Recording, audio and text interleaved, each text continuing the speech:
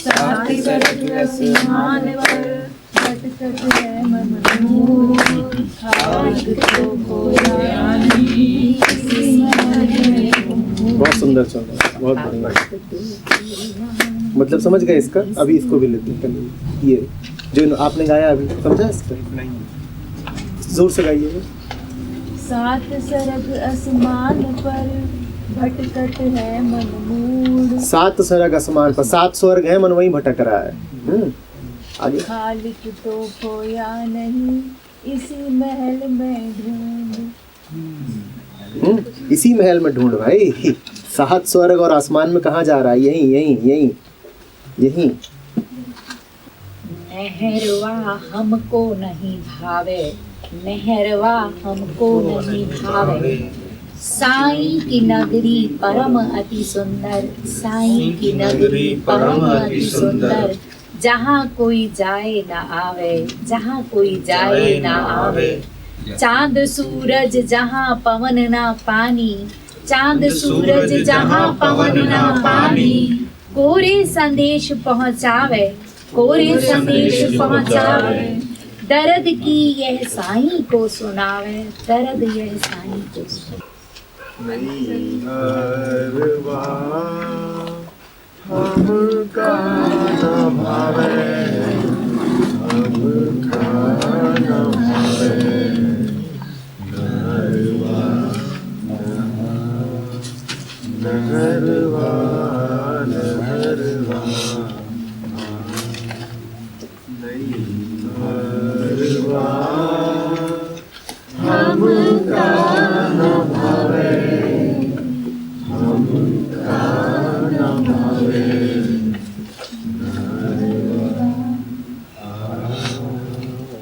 नहरवा नहरवा साईं की नगरी परम अति सुंदर, अति सुंदर। साईं की नगरी परम अति सुंदर, अति सुंदर। जहाँ कोई आवे न जावे, जहाँ कोई आवे न जावे। चांद सूरज जहाँ पवन न पानी, पवन सा पानी।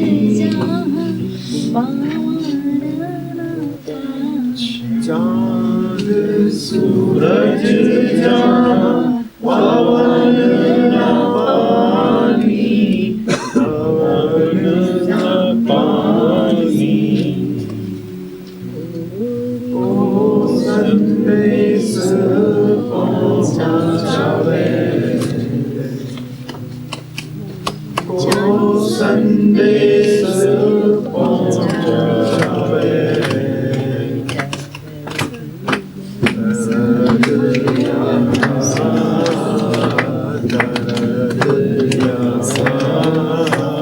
साईं को सुनावे।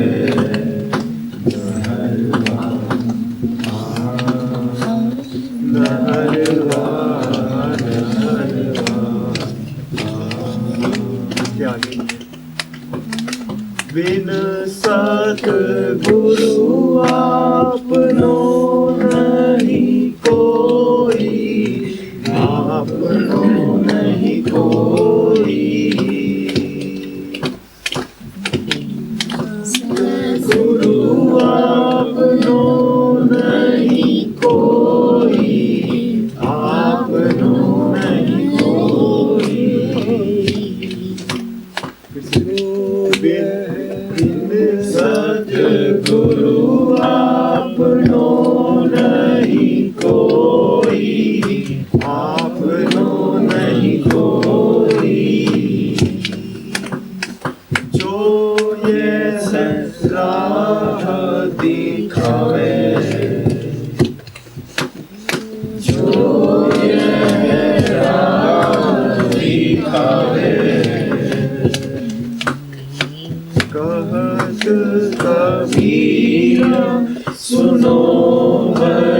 साधु, सुनो भाई साधु। कहत कबीरा सुनो भाई साधु, सुनो भाई साधु।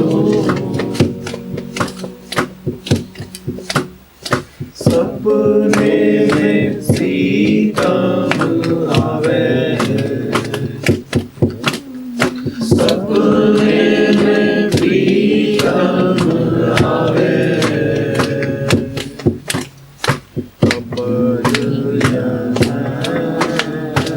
तपन जिया की बुलावे।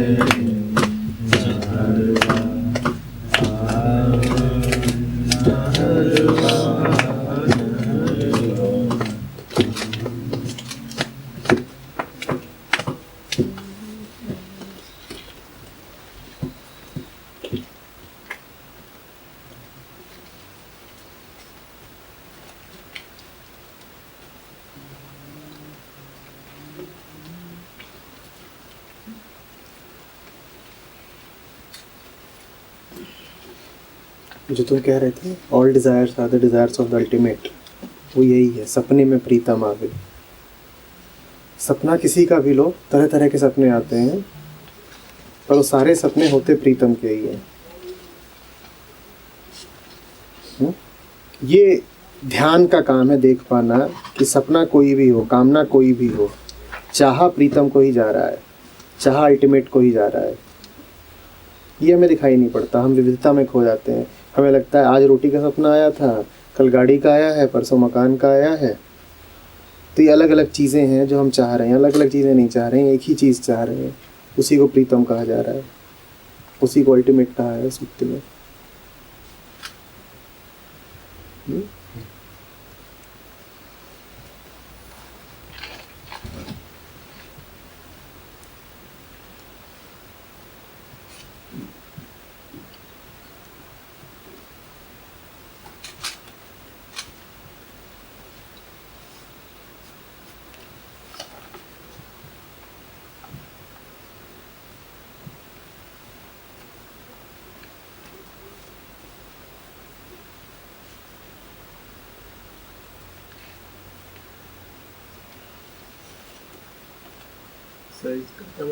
मतलब चांद, सूरज, पवन, पानी, ये सब तो तुम्हारे संसार में होते हैं, वहाँ ये सब नहीं है। वहाँ पर बिना ज्योति उजियारा है।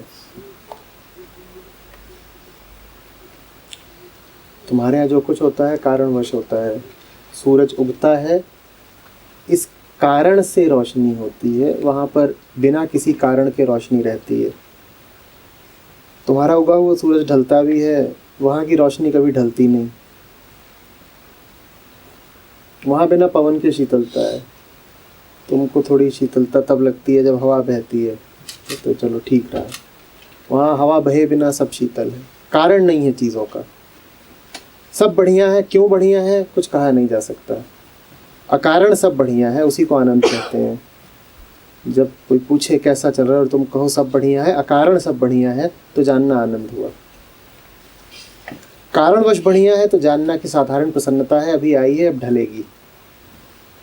क्योंकि कोई भी कारण स्थायी तो होता नहीं है। आज बाजार गर्म है तो खुश है, कारणवश प्रसन्नता है। अब क्या होगा? जो बाजार गर्म है वो ठंडा तो पड़ेगा, तो गई। अकारण खुश रहना सीखो। इतना अकारण कि खुशी भी खुशी का कारण न रह जाए। देखना इस बात को। अक्सर जो लोग कहते हैं कि यूं ही खुश हैं, वो कहते हैं कि इसलिए खुश है क्योंकि खुश रहना अच्छी बात है। ये भी एक कारण ही हो गया कि आपने कारण पकड़ा है खुशी का। क्या खुशी? जब खुशी के पीछे खुशी भी कारण ना हो, उस खुशी को आनंद कहते हैं। वो खुशी ऐसी लगती ही नहीं, बड़ी हल्की हो जाती है, बहुत हल्की हो जाती है। फिर ना वो खुशी जैसी लगती है, ना खुशी पे निर्भर रहती है, वो दुख में भी रहती है।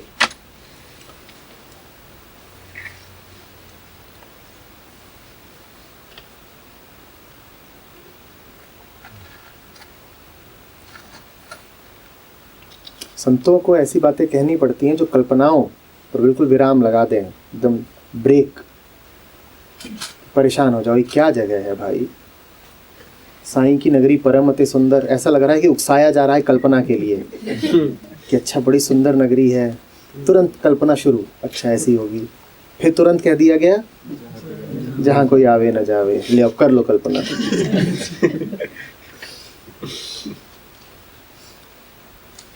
अब कर लो।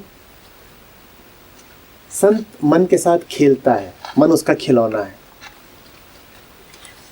और हमारा जीवन मन का खिलौना है। दोनों में अंतर यही है।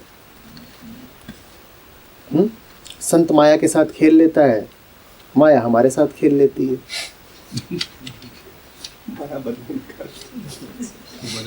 हाँ, पिट के चिढ़ के आती है और सारा बदला यहाँ निकालती है।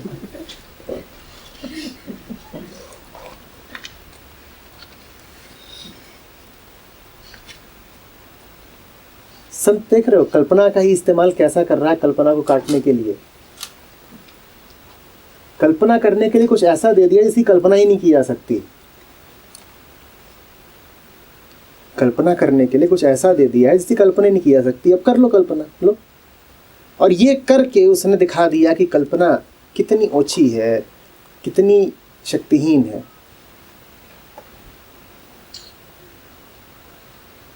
मेरा गोल चौकोर, अब फोड़ लो सर।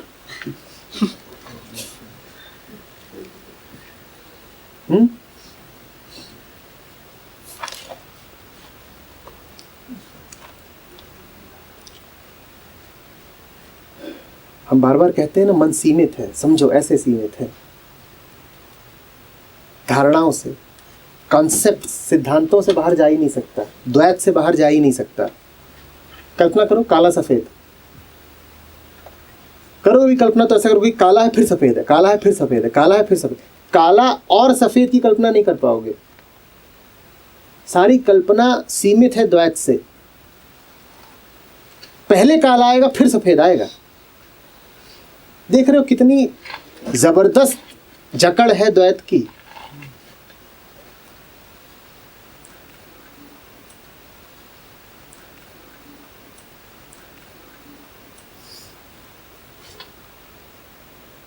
और हम कहते हैं कि कल्पना का इस्तेमाल करके उड़ जाएंगे। हमें कल्पना ही बड़ी बात लगती है। कल्पना तो बहुत छोटी चीज है।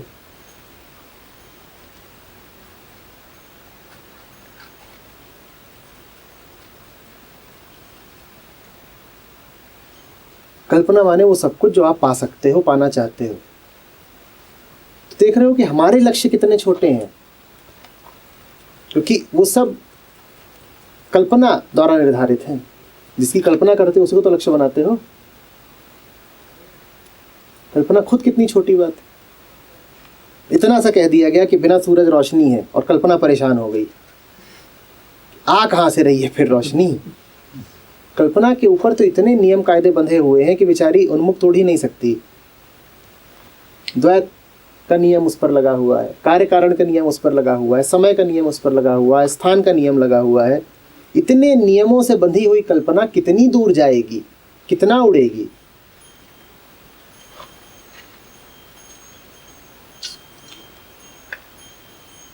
फिर तुम कहते हो इस बंधी हुई कल्पना से मैं परमात्मा की कल्पना करूंगा, सत्य की कल्पना करूंगा। आंख बंद करके बोलते हो हरिओम सत्य।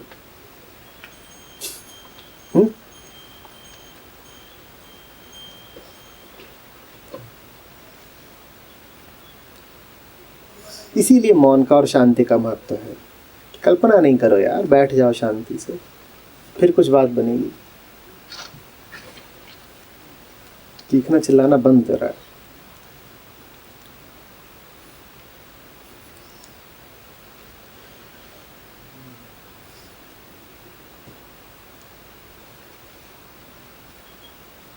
पर इस तरह ये जाल बहुत है। आंख बंद करके परमात्मा को देख लेने वाले बहुत हैं। अपने आप को छलने की कोई सीमा नहीं है।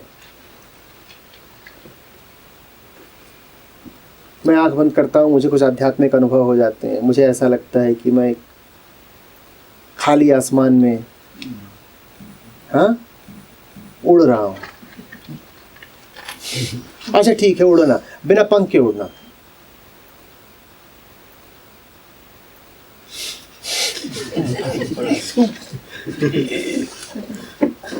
तुम तो उड़ने की भी कल्पना करोगे तो पंखों से ही, कारण से इतने बंधे हुए हो, माध्यम से इतने बंधे हुए हो, जो चाहिए माध्यम से, जरिए से चाहिए। कोई बुल्ले शाह चाहिए जो ना, रूमी थे जिन्होंने कहा था इश्क है बिना परों के उड़ के जाना, साईं की नगरी परम अति सुंदर, कोई आवे न जावे। आना जाना आवागमन तो क्या है, मौत है और क्या है।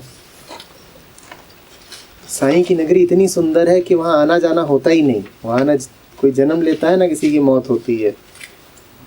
ये कह रहे हैं समय नहीं है, बदलाव नहीं है, कुछ ऐसा है जो अक्षुण्ण है।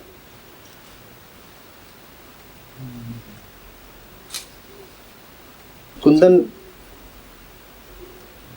हंसते थे इस पर, हम लोग पता नहीं किस कैंप से लौट रहे थे, तो मैं बाइक पर था, मैं यही गाए जा रहा था साईं की नगरी परम अति सुंदर, कोई जहाँ कोई जावे ना आवे। अरे कौन सी सुंदर नगरी है कि जहाँ कोई ना आता है ना जाता है। मतलब कोई जावे तो लौट के नहीं आएगा। ना ना ना ना ना, ये मतलब नहीं है। मैं तो ये समझ रही थी नहीं, शिरडी नहीं, जाएंगे तो। अरे नहीं भाई, ये शिरडी विरडी की बात नहीं हो रही है। कोई साधारण सा भी ट्रेंड गायक संतों से सुरताल अच्छा ही बैठाएगा। तो अगर आप सिर्फ संगीत के शास्त्र का पैमाना लेंगे तो यही कहेंगे कि बहुत साधारण तरीके से गाते हैं। उनके गाने की खासियत ये नहीं थी कि अच्छा गाते थे, उनके गाने की खासियत ये थी कि खरा गाते थे, खरा, सच्चा।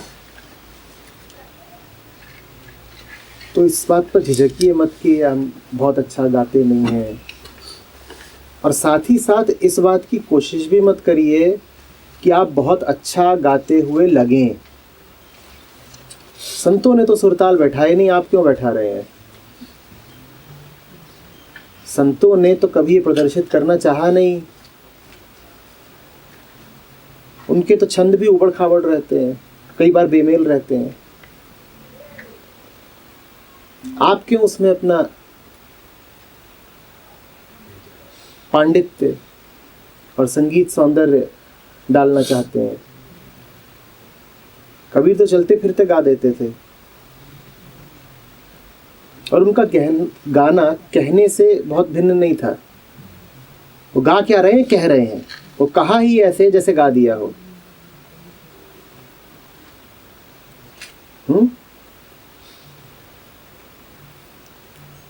तो ये कोई गाने का इवेंट नहीं है कि जो अच्छा गाते हो वो कोशिश करें और अच्छा गाने की, और जो ना गा पाते हो वो बेचारे थोड़ा दुबक जाएं कि अरे अब तो गाना वाना शुरू हो गया, अब हमारे क्षेत्र से बाहर की बात है। आप जैसा भी गाते हैं, गाती हैं, सब संत ऐसे ही गाते थे। विधिवत संगीत की शिक्षा हमें पढ़ने को नहीं मिलता कि इनमें से किसी को भी मिली थी। किसी संत की जीवनी में ये पढ़ा क्या कि वो संगीत में परायण थे, कि जाके कहीं से सुरताल का ज्ञान लेके आए थे? कहीं पढ़ा क्या ऐसा? तो आप क्यों झिझकते हो? न झिझको और न ये कोशिश करो कि ऐसा लगे कि वाह क्या सुर साधा है, वाह। साधारण रहो। संत की पहचान होती है उसकी ऑर्डिनरीनेस। साधारण रहो। तुम्हारी आवाज ऐसी है ना जैसे ही मिट्टी है, अलग ही अनूठी होकर के ना गूंजे। बात आ रही समझ में?